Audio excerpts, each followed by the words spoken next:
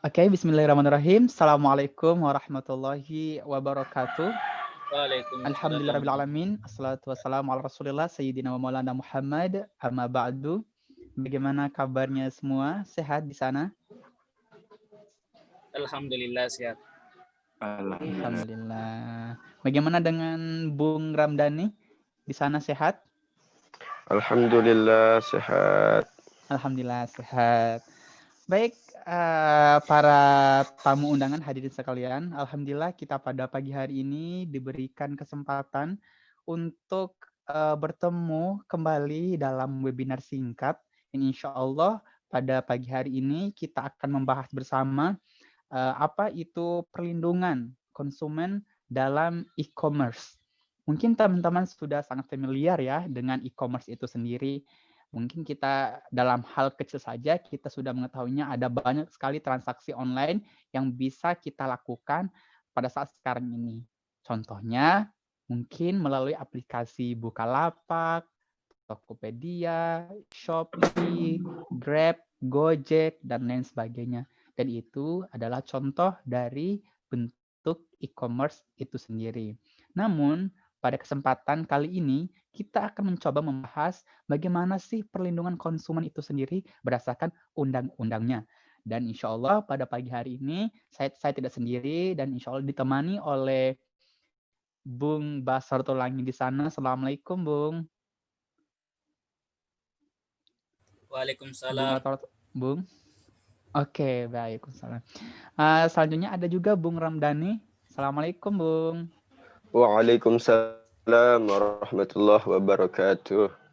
Alhamdulillah. Ada juga Bung Septiadi di sana. Assalamualaikum Bung. Waalaikumsalam warahmatullahi wabarakatuh. Baik ya. Sudah ada 3 pembicara hebat kita di dalam Zoom ini yang insya Allah nantinya akan membantu saya untuk menjelaskan perlindungan konsumen dalam e-commerce.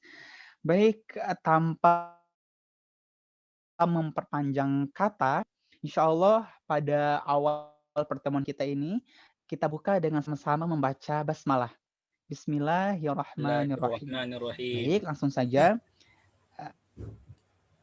Langsung saja saya persilahkan dengan hormat kepada Bung Basratulangi untuk menjelaskan apa itu transaksi jual beli online menurut Undang-Undang Perlindungan Konsumen.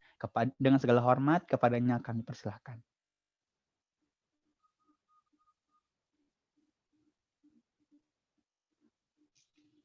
Silakan Bung.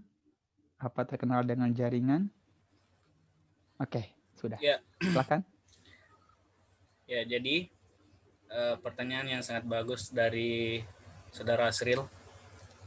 Saya akan memaparkan tentang bagaimana sih transaksi jual beli online tersebut.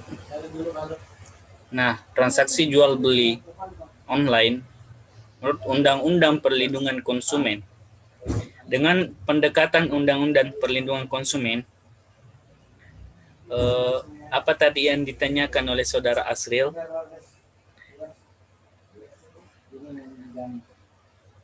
Itu kami simpulkan sebagai salah satu dari perlindungan konsumen. Nah, yang perlu kita ketahui pertama tentang perlindungan konsumen itu yaitu yang pertama hak konsumen. Apa sih hak yang dimiliki oleh konsumen? Nah, di sini saya akan memaparkan. Yang pertama, hak konsumen yaitu hak atas kenyamanan, keamanan, dan keselamatan dalam mengkonsumsi barang dan atau jasa. Itu yang pertama.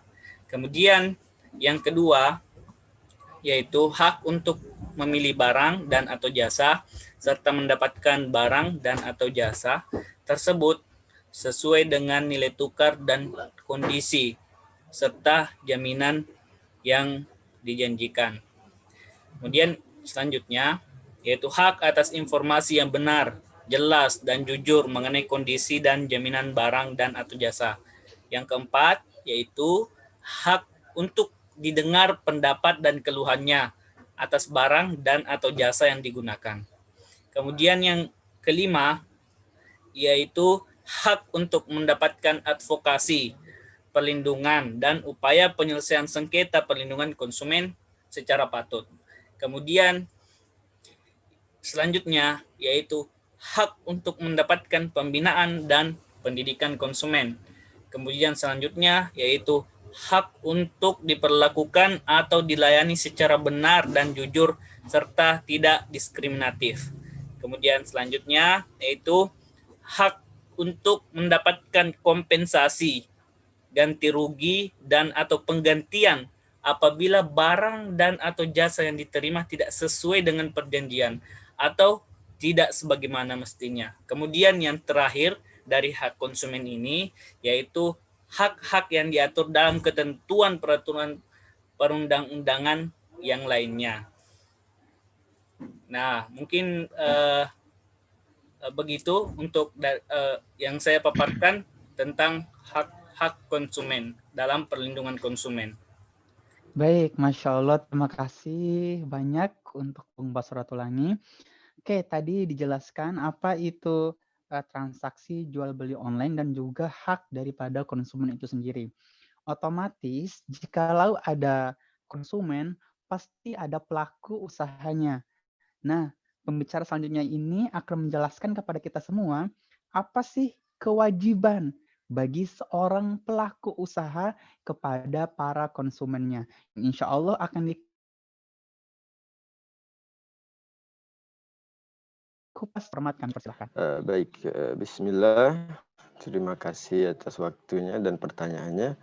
Mungkin di sini saya akan langsung menjawab, apa sih kewajiban daripada pelaku usaha dalam hal jual beli online ya tentunya. Yang pertama, di sini ada beriktikad baik dengan melakukan kegiatan usahanya. Yang kedua, memberikan informasi yang benar, jelas, dan jujur mengenai kondisi dan jaminan barang dan atau jasa, serta memberi penjelasan penggunaan, perbaikan, dan pemeliharaan. Yang ketiga, memperlakukan atau melayani konsumen ya secara benar dan jujur, serta diperdagangkan berdasarkan ketentuan standar mutu barang dan atau jasa yang berlaku. Terus selanjutnya yang kelima, memberi kesempatan kepada konsumen untuk menguji dan atau mencoba barang dan jasa tertentu, serta memberi jaminan garansi atas barang yang dibuat dan atau jasa yang diperdagangkan. Jadi yang keenam, memberi kompensasi, ganti rugi, atau penggantian atas kerugian akibat penggunaan, pemakaian, dan pemanfaatan barang atau jasa serta yang diperdagangkan.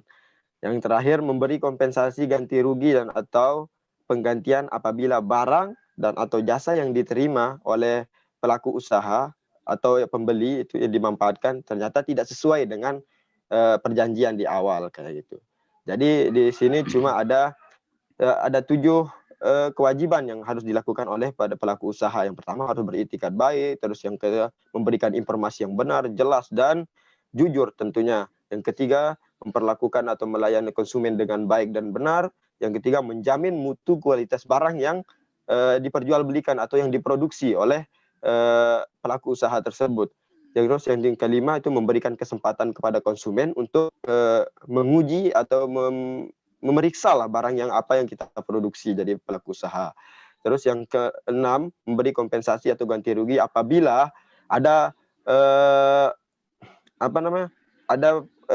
kerusakan yang diterima oleh pembeli dari apa yang kita jual kayak gitu. Dan yang terakhir membeli kompensasi jika barang yang kita jual belikan terhadap apa yang diminati oleh pembeli itu tidak sesuai, maka kita sebagai pelaku usaha harus mengganti rugi dari barang yang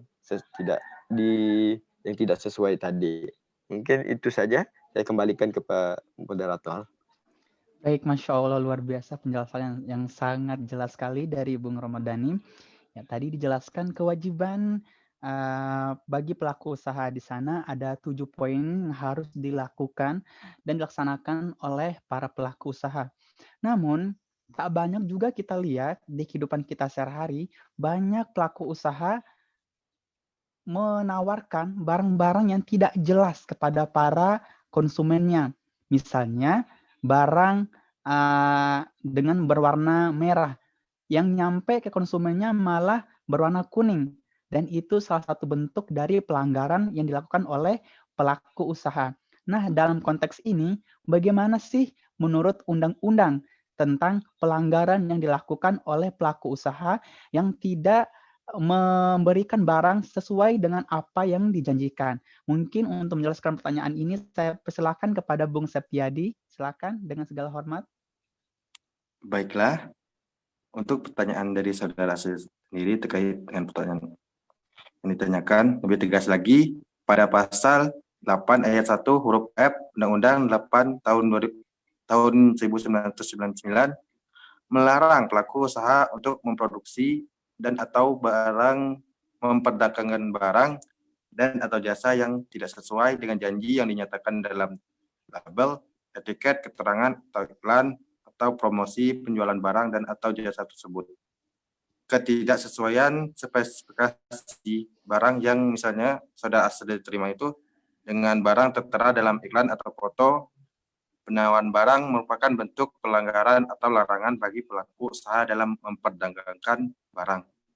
Misalnya saudara asli itu sebagai konsumen sesuai pasal 4 huruf H Undang-Undang 8 nomor 8 pada tahun 1999 tersebut berhak mendapatkan kompensasi ganti rugi dan atau penggantian barang atau jasa yang diterimanya atau tidak sesuai dengan perjanjian tidak sebagaimana mestinya. Sedangkan untuk pelaku usaha itu sendiri sesuai pasal 7 huruf G Undang-Undang 8 nomor 8 tahun 1999 berkewajiban memberi kompensasi ganti rugi dan atau penggantian apabila barang dan jasa yang diterima atau dimanfaatkan tidak sesuai dengan perjanjian. Cukup. Baik, terima kasih kepada Bung Septiadi yang telah menjelaskan kepada kita pasal atau undang-undang yang berkaitan dengan pelanggaran pelaku usaha bagi yang tidak memenuhi sebagaimana akad yang tertera di antara pelaku usaha dan juga konsumen. Beta, pelaku usaha juga yang tidak menunaikan janjinya juga dapat dipidana. Namun pertanyaannya, pasal berapakah yang bisa mempidanakan pelaku usaha yang melakukan sebuah pelanggaran dalam memperdagangkan produknya? Mungkin untuk menjelaskan hal ini, kami persilahkan dengan segala hormat kepada Bung Baso Ratulangi. Kepadanya kami persilahkan. Ya, apabila pelaku usaha di sini melakukan pelanggaran larangan memperdagangkan barang dan atau jasa yang tidak sesuai dengan janji yang dinyatakan dalam label, etiket, keterangan, iklan, atau promosi penjualan barang dan atau jasa tersebut, maka ia dapat dipidana berdasarkan pasal 62 ayat 1 Undang-Undang nomor 8 tahun 1999 yang berbunyi, pelaku usaha yang melanggar ketentuan sebagaimana dimaksud dalam pasal 8, pasal 9, pasal 10, pasal 13 ayat 2, pasal 15, pasal 17 ayat 1 huruf A, huruf B, huruf C, huruf E, ayat 2, dan pasal 82 dipidana dengan pidana penjara paling lama 5 tahun atau pidana denda paling banyak 2 miliar rupiah. Nah, begitu Saudara Astrid, saya kembalikan ke moderator.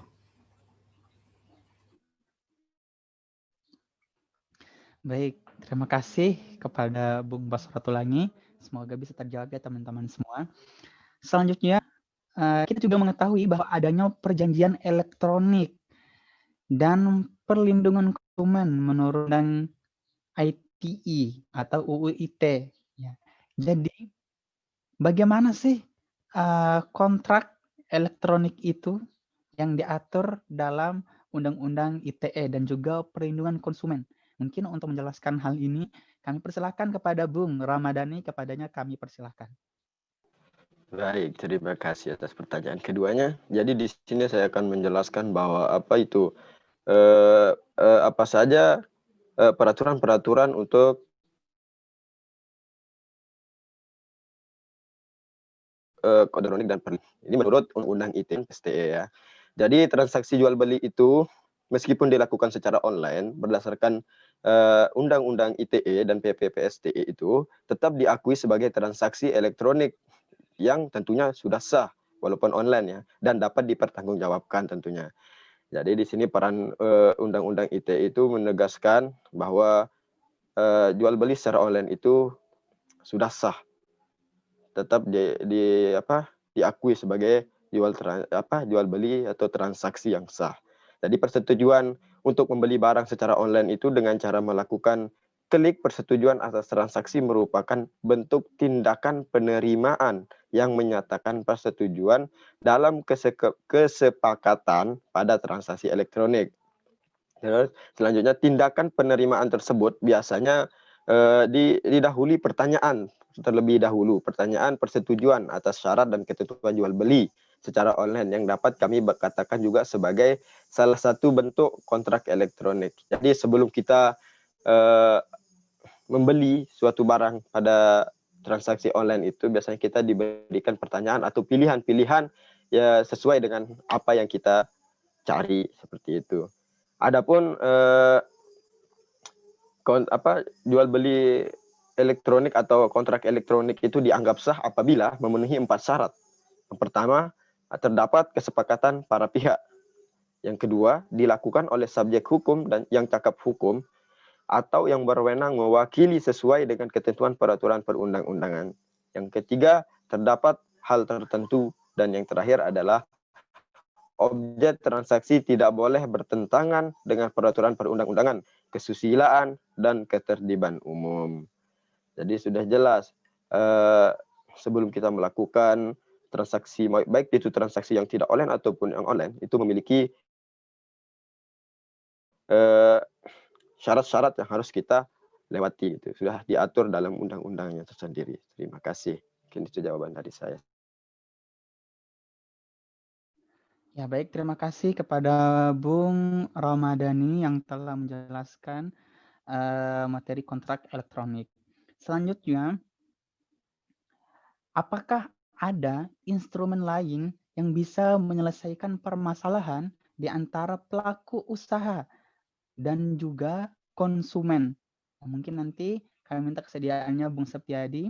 Namun, saya juga ingin bertanya juga, apa-apa sih yang harus dilakukan oleh pelaku usaha dan juga yang harus ditinggalkan atau yang harus tidak dilaksanakan oleh pelaku usaha dalam dunia bisnis e-commerce? Silakan kepada Bung Septiadi untuk menjawab pertanyaan selanjutnya. Baiklah, bagus sekali untuk pertanyaan kedua.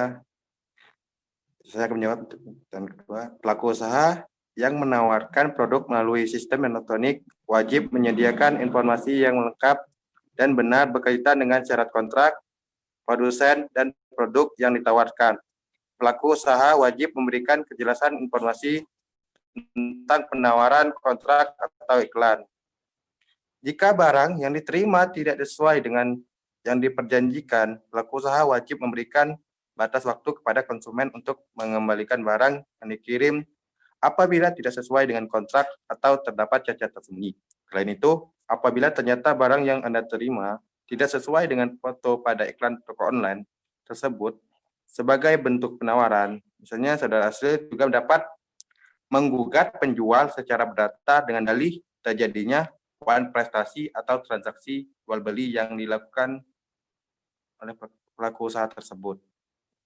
Mungkin itu jawabannya dari saya.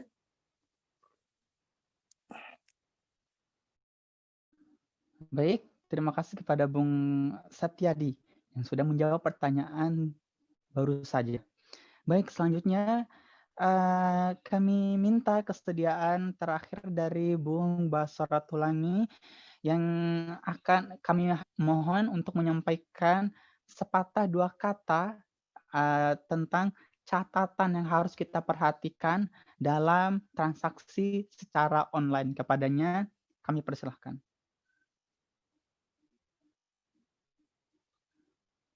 Masih di mute, Bung. Silakan di on-kan mikrofonnya. Masih di mute.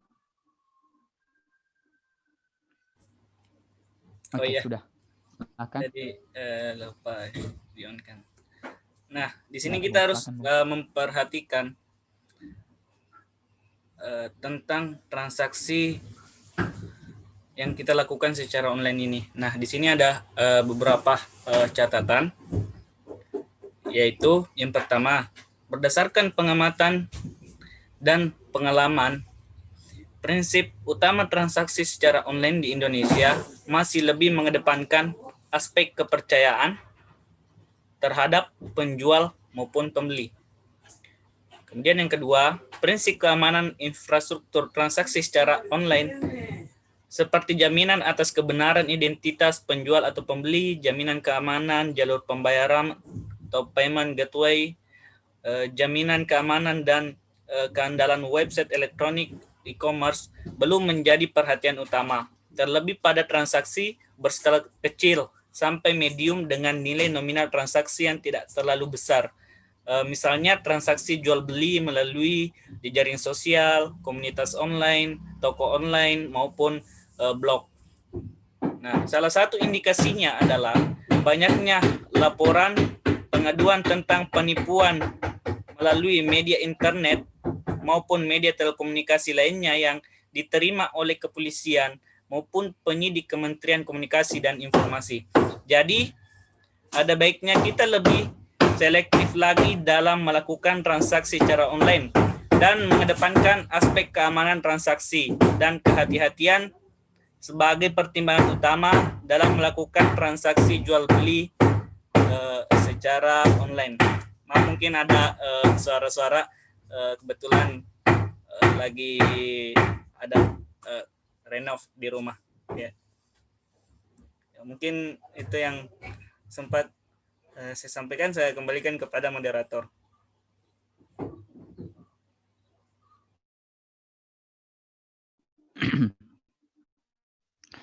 Baik, alhamdulillahirrabbilalamin. Semuanya sudah tadi pertanyaan-pertanyaan yang sangat menarik dari para audiens yang saya bacakan, dan juga ada juga tadi pertanyaan dari saya sendiri. Masya Allah sudah dijawab dengan jelas oleh para pembicara kita, mulai dari pengertiannya, hak dan kewajiban konsumen dan juga pelaku usaha. Dan juga ada juga tadi disinggung masalah undang-undangnya juga terkait dengan pelindungan konsumen apabila pelaku usaha tersebut melanggar janjinya, bahkan bisa dipidana. Ya, seperti itu. Jadi teman-teman semua yang sering menggunakan media online untuk bertransaksi, baik itu jual beli barang, biasanya di kalangan anak muda itu ada juga mungkin yang sering ngisi-ngisi kuota internet, paket gitu. Jangan takut jikalau ada yang melakukan pelaku usaha yang melakukan pelanggaran terhadap akad atau janjinya, maka si pelaku usaha ini bisa bisa dikenakan ya undang-undang seperti itu ya teman-teman semua. Sedikit saya Oke. tambahkan. Baik, silakan. Ada sedikit pengalaman sedikit kemarin sempat kena tipu di salah satu aplikasi. Kemudian saya melakukan komplain, saya telepon ke nomor yang sudah tertera, dan alhamdulillah diproses dan uang saya dikembalikan dengan melalui prosedur yang harus saya lalui sebelum ada uang saya dikembalikan gitu. Oke, baik, terima kasih Bung atas ini pengalamannya ya, luar biasa, sudah dikembalikan juga ya. Ya, yang ditakutkan itu kalau tidak dikembalikan, maka itu bisa diproses hukum gitu. Baik, terima kasih kepada Bung bertiga yang sudah membersamai saya dalam diskusi webinar pagi hari ini dengan tema yang sangat menarik, yaitu perlindungan konsumen dalam dunia e-commerce. Oke, atau transaksi online. Baik, mungkin kita berada di penghujung waktu dan tiba saatnya saya akan mengakhiri perjumpaan kita pada pagi hari ini. Insya Allah kita akan bertemu kembali di lain kesempatan dengan tema yang sangat menarik dan relevan dengan kehidupan sehari-hari. Baik, sekali lagi saya ucapkan terima kasih kepada Bung bertiga yang sudah membersamai saya selama beberapa menit. Dan semoga bermanfaat bagi para pendengar, para hadirin yang sudah bergabung bersama kami di Zoom webinar pada pagi hari ini.